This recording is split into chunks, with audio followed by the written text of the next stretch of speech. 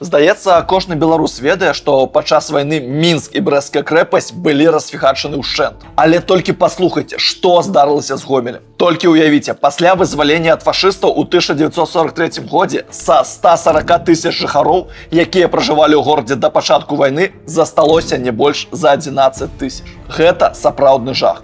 80% жылога фонду было знішчана. У мемуарах савецкіх салдат Гомель часта апісваецца як горад руін і дыму. Уся прамысловасць, фабрыкі, масты, усяму капзда. Нейкая тэрмаядерная катастрофа. Калі верыць гэтым лічбам, то па маштабах руйнавання гэта ўсё адно, што пасляваенная Варшава. Ці Хірасіма пасля таго, як на яе упала атамная бомба. Калі шчыра я кажу гэты тэкст, і ў мяне па шкуры натуральна бягуць дрыжыкі. Давайце разбірацца, як так атрымалася. Шукаць адказы з вашай падабаечкай будзе ў разы прыемней. Націснулі? Тады рушым наперад.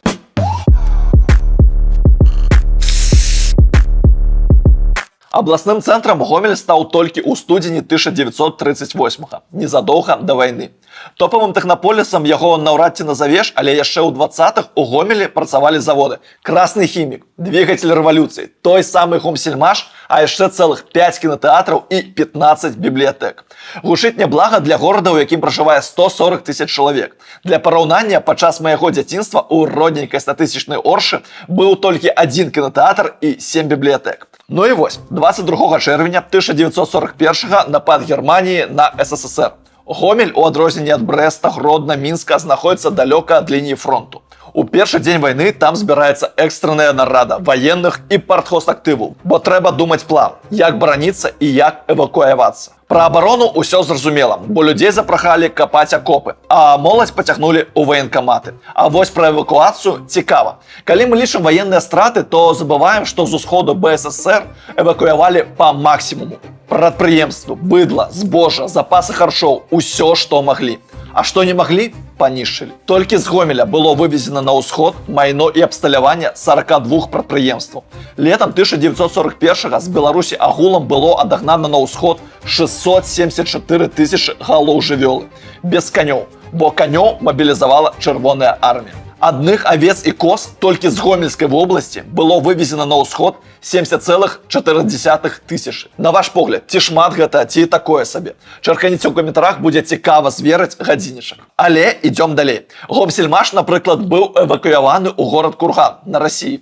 Туды заехала 1100 вагонаў з абсталяваннем, незавершанай прадукцыяй і дэталямі. Бо там у Кургане быў машынабудаўнічы завод. І Гомсельмаш да яго прыляпілі, стварыўшы Уралсельмаш. Туды ж вывезлі 290 рабочых, 135 інжынера-тэхнічных работнікаў і 43 служачых. Падчас вайны завод выпускаў міны і мінамёты. Страшно падумаць, якой шалёнай была міграцыя беларусаў у тыя месяцы. Уявіце, людзям даводзілася кідаць свае дамы і ехаць невядома куды. Гэта проста жах. Кажу як чалавек, які перажыў у разы лайтовую эміграцыю. Дарэчы, калі вам цікавы выпуск пра гісторыю перасялення беларусаў, то цісніце падабаечку і пішыце ў каментарах. Мы ўсё чытаем і рыхтуем некалькі сюрпрызаў. Але зноў да Гомеля, дакладней да яго візітоўкі. Палаца Румянцавых-Паскевічаў. Нягледзячы на рэвалюцыі і гады ваеннага камунізму, там засылася прыстойная калекцыя мастацтва і каштоўнасцяў. Яе вывезлі на ўсход у 1941. Ну і тая калекцыя па афіцыйнай версіі згубілася. Пасля вайны 7540 экспанатаў у Гомель вярнулася ад сілы 200. Ну і дзе гэта ўсё? Рытарычнае пытаннішка са знакам клічніка. Карацей, з Гомеля вывозілі ўсё. Збожжа, хлебныя прадукты, трактары, трактарыстаў. Усё гэта стаяла на чаргу на вываз. Дакладнай лічбы мы не ведаем. Бо ў статыстычных зборніках 60-х гадоў у графе «Колькі» вельмі часта стаяць рыскі. А вось нязжатае збожжа, бо лета, сезон палілі. Трактары і цягачы, якія не паспелі вывезці і не забрала армія, нішчылі. Усім гэтым займаліся так званыя знішчальныя батальёны. Туды найчасцей бралі камсамольцаў, якія не падлягалі мабілізацыі. Задача – руйнаванне будынкаў грамадскага ўжытку, інфраструктуры, жылых дамоў, публічных збудаванняў. У Беларусі яны дзейнічалі ад 2-3 чэрвеня 1941. То бок, калі Гомель немцы ўзялі, то там яны мелі багата часу. Амаль 2 месяцы. Паўтаруся, Гомель быў далей ад лініі фронту, і там было больш часу на вываз усяго магчымага, мабілізацыю і эвакуацыю насельніцтва. І як бы жудасна не гучала, адбывалася знішчэнне горада. Напрыклад, у Гродні застаўся галоўны мост праз Нёман, вядомы як Стары мост. Яго не паспелі падарваць. У Гомелі ж праз СОЖ знішчылі ўсе масты, усе 100%. І гэта яшчэ адна гісторыя пра тое, што такое вайна для беларусаў. Немцы яшчэ не дабраліся да Гомеля, а ён ужо змяніўся да непазнавальнасці і быў моцна разбураны. Паўтару думку з мінулага выпуска пра парады перамогі ў Беларусі. Калі не глядзелі, то абавязкова зірніце. Беларусы сапраўды на нейкім генным узроўні захавалі страх вайны. Ніхто яе не хоча ні ў якім выглядзе. Бо мы заўсёды апынаемся паміж двух вогніш. І тут ёсць кансэнсус ва ўсім грамадстве. Падабайка, калі згодныя.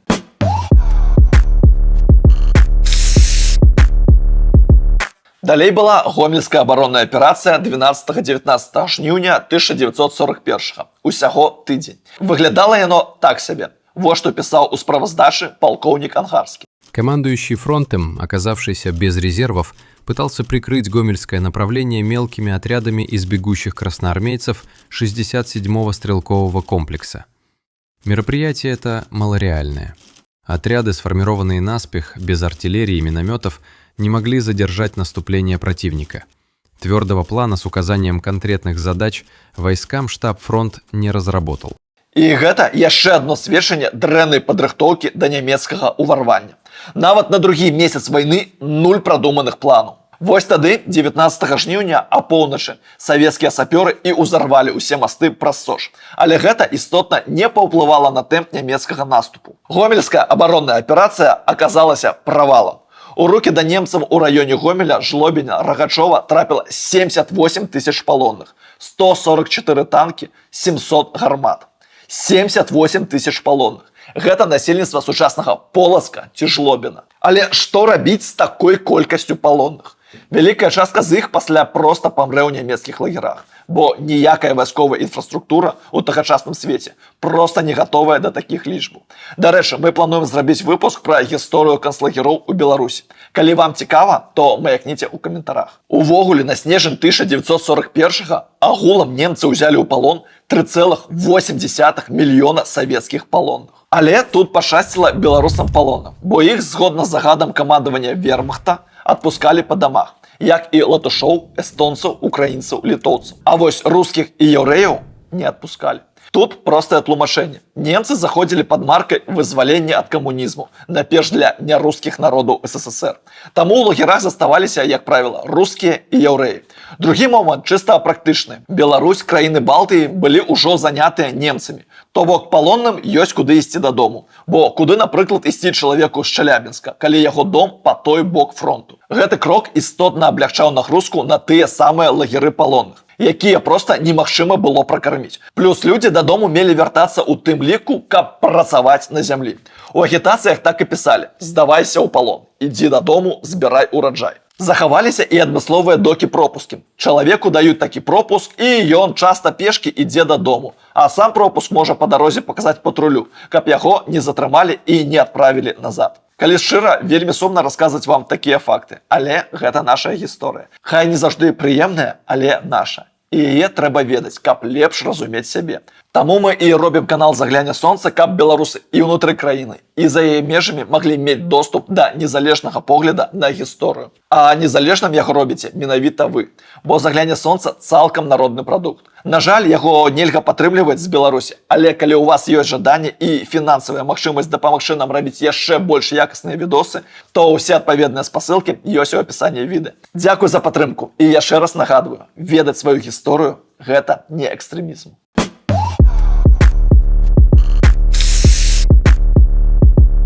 Немцы захапілі Гомель. І што было далей? Далей была акупацыя. 829 дзён. Горад на той момант ужо быў амаль пусты. Маёмасць вывезеная, людзі эвакуяваны ці мабілізаваны ў чырвоную армію. Сам горад знаходзіўся ў тылавой зоне нямецкай арміі «Цэнтр». Гучыць пафасна, але крыху незразумела. Таму тлумачым для неафітаў кшталту мяне. У адрозненне ад Гродна, Мінска, Баранавічаў ці Вілейкі уся ўлада ў Гомелі належала ваенным. То бок гэта прыфронтавы горад. На адміністратыўныя пасады мясцовыя людзі ісці не хацелі, у адрозненне ад заходняй і цэнтральнай Беларусі, бо баяліся хуткага вяртання савету.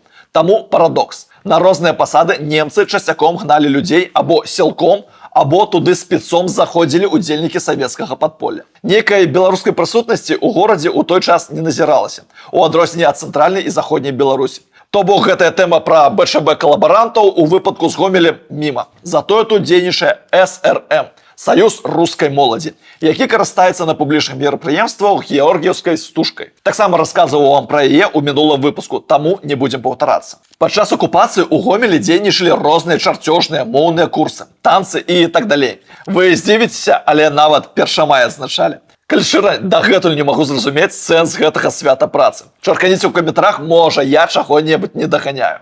Але ў той час мясцовае насельніцтва ў Гомелі баялася дзвюх рэчаў: вывазу на працу ў Германію і савецкіх бамбардаванняў. Ну і, канешне, з ваколіц ішлі чуткі пра спалёныя вёскі і карніку. Адсюль броўнаўскі рух насельніцтва. Нехта з вёскі едзе ратавацца ў горад, іншае з горада ў вёску. Але ў самым цяжкім становішчы, натуральна, знаходзіліся яўрэі, якія не паспелі выехаць з горада. У даваенным Гомелі іх было 1040. Шмат хто змог выехаць, але частка засталася.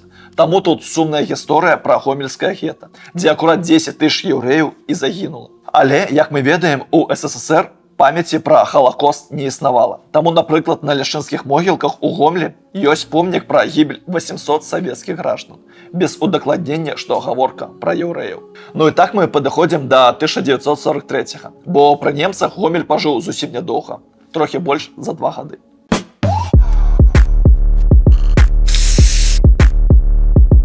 Пасля Сталінграда і Курска з лета 43-го савецкая вайсковая машына пакацілася на захад. Таму і ўсе дальнейшыя падзеі сталі пытаннем часу.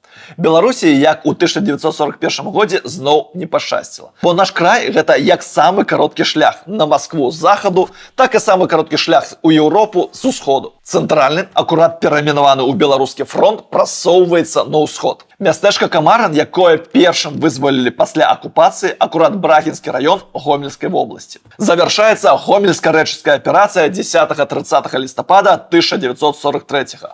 Прарыў нямецкага фронту на даўжыні 100 кіламетраў. Камандуе гэтай справай маршал Ракасоўскі, першы пачэсны грамадзянін Гомеля ў паваенныя гады, якому расіяне на чале з Мядзінскім акурат нядаўна адкрылі ў Гомелі помнік. Што думаеце на гэты конт, чарканіце ў каментарах, а я пакуль раскажу легенду пра бункер Ракасоўскага ў Гомелі, што знаходзіцца на глыбіні 10 метраў пад зямлёй з таўшынёй сцен 1,5 метры. Бо калі горад занялі, яго штаб з Добрушу перабраўся акурат у Гомель. Цяпер той бункер захаваўся, але нібыта закрыты. Калі раптам ведаеце пра тэму, напішыце ў каментах. Пра Гомельска-рэчыцкую аперацыю, здаецца, багата ўсяго знята і напісана. Вядома пра гераізм, стратэгічную думку і ўсё такое. Але тут варта некалькі момантаў вынесці асобна. Па-першае, тады Чырвоная армія пераўзыходзіла немцаў па ўсіх параметраў і па ўсіх радах войск. І па жывой сіле, і па машынах, і па авіяцыі. Бо апроч 7 агульнавайсковых армій задзённічае яшчэ і 16-я паветраная армія. І вось яна акурат бамбіць гарады, у тым ліку Гомель. Можна глянуць сухую статыстыку. З 15 кастрычніка па 21 снежня 1943 акурат у перыяд Гомельска-рэчыцкай аперацыі 16-я паветраная армія выканала 14 800 баявых вылетаў. Ці трэба тлумачыць, што гэта не столькі пра паветраныя баі, колькі пра бомбавыя ўдары па наземных цэлях, уключна з чыгуначнымі вузламі. І калі яны ў гарадах, як правіла, то па гарадах. Ну і як гэта бывае, калі ты, напрыклад, ляціш бамбіць Мінск умоўна, а вяртаешся на базу з нявыкарыстаным боекамплектам, то чаму б не скінуць яго на Гомель? Бо ты не можаш вярнуцца з бомбамі на борце. Спытаюць, нафіга ты вылетаў і што ты там рабіў? Па-другое, сама аперацыя праходзіць, ну, як бы мякчэй сказаць, як звычайны мясны штурм. Бо страты савецкага боку вялікія, каля 90 тысяч чалавек, забітымі і параненымі. То бок недзе па 5 тысяч чалавек на дзень. Для параўнання нямецкія страты таксама немалыя, але 17 тысяч. З іх забітымі трохі больш за 3 тысячы чалавек. Трэба разумець, што бок, які наступае, заўжды нясе большыя страты. А ў дадатак немцы тыпу абсталявалі нейкі міфічны ўсходні вал.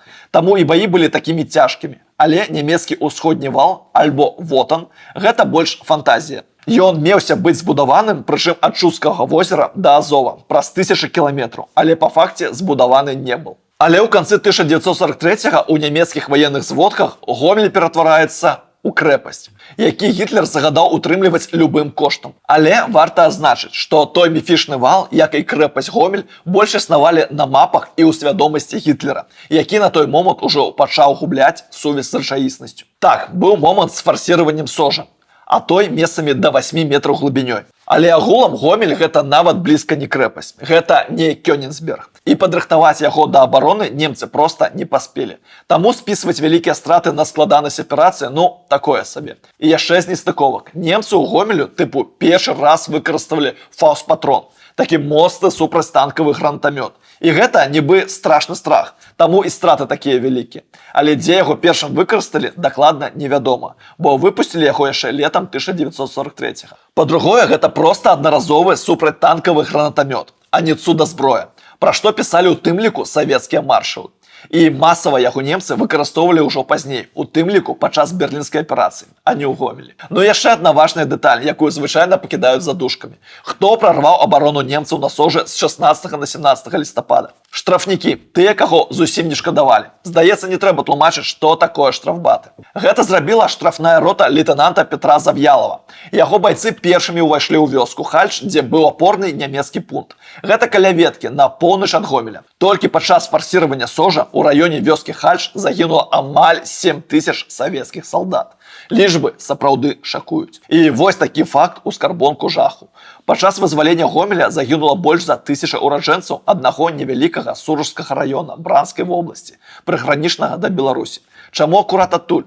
Бо як толькі Чырвоная армія займала тэрыторыю, там праходзіла прымусовая мабілізацыя ўсяго жывога. Разгортваліся палявыя ваенкаматы. Мужикоў звычайна і адпраўлялі адразу ў штрафбаты, бо яны праштрафіліся тым, што жылі на акупаванай немцамі тэрыторыі. Уявіце сабе, яны нават на штурм ішлі ў цывільнай вопратцы. У дамашнім, як узялі, так і пусцілі. І вось іх акурат кідалі фарсіраваць Сож. Таму з ураджэнцаў Браншчыны, Клінцоў, Суржа ніхто бадай дадому не вярнуўся. Тую няшчасную вёску Хальч брала цэлая 11-я армія пад камандаваннем героя СССР генерала-лейтенанта Івана Федзюнінскага. З-за агромістых страт тая армія была проста расфармаваная, а яе часткі перададзеныя ў склад 48-й і 63-й армію. Вось так. Затое савецкае вайсковае камандаванне было шчодрым на ўзнагароды. За тую адну гомельска-рэчскую аперацыю было выдадзена 200 000 узнагарод, у тым ліку 17 зорак героя СССР. Ну, калі ласка, гэтага не шкада.